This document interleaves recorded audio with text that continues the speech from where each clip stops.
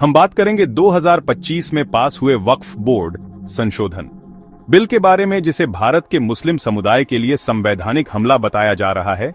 यह बिल वक्फ संपत्तियों के प्रबंधन को लेकर है, लेकिन विपक्ष और मुस्लिम संगठनों का कहना है कि यह मुसलमानों के अधिकारों को कमजोर करेगा। आइए समझते हैं कि यह बिल क्यों विवादित है और इससे मुस्लिम समुदाय को क्या खतरे हैं।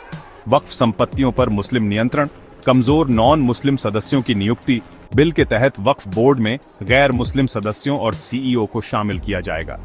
यह कदम मुस्लिम समुदाय के धार्मिक स्वायत्तता को खतरे में डालता है, क्योंकि वक्फ संपत्तियों का प्रबंधन इस्लामिक सिद्धांतों के अनुसार होना चाहिए।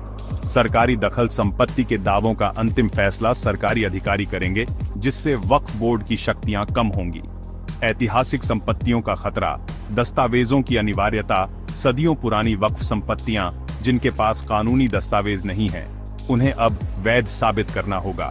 मस्जिदों, मदरसों और कब्रिस्तानों जैसी संपत्तियां जो मौखिक दान या ऐतिहासिक उपयोग पर आधारित हैं, उनके अस्तित्व पर संकट आ सकता है। हिंदू समूहों के दावे। कुछ कट्टरपंथी हिंदू संगठन पहले से ही ऐतिहासिक मस्जिदों पर दावा कर रहे हैं। यह बिल उन दावों को बल दे सकता है, क्योंकि सरकारी अधिकारी संपत्ति की वैधता तय करेंगे।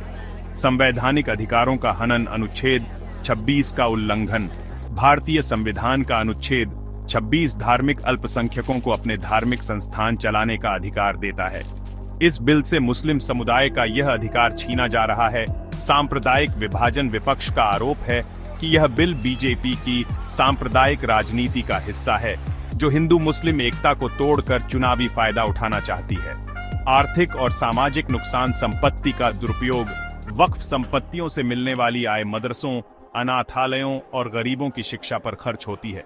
सरकारी नियंत्रण बढ़ने से इन फंडों का इस्तेमाल विकास परियोजनाओं या गैर धार्मिक कार्यों में हो सकता है। भ्रष्टाचार का खतरा। कुछ विशेषज्ञों का मानना है कि सरकारी हस्तक्षेप से वक्फ संपत्तियों का गबन और अवैध कब्जा बढ़ेगा। कानूनी लड़ाइयां और असुरक्षा। लंबित मुकदमे। पहले से ही 21,618 वक्फ संपत्ति मामले कोर्ट में लंबित हैं।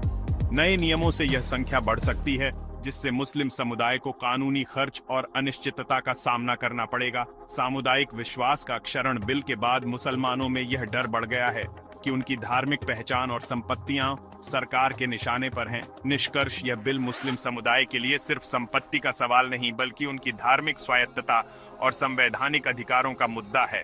हालांकि सरकार का दावा है कि यह पारदर्शिता लाएगा, लेकिन विपक्ष और मुस्लिम नेताओं को लगता है कि यह समुदाय को कमजोर करने की साजिश है। अगर आपको यह जानकारी उपयोगी लगी तो वीडियो को लाइक करें, शेयर करें और हमारे चैनल को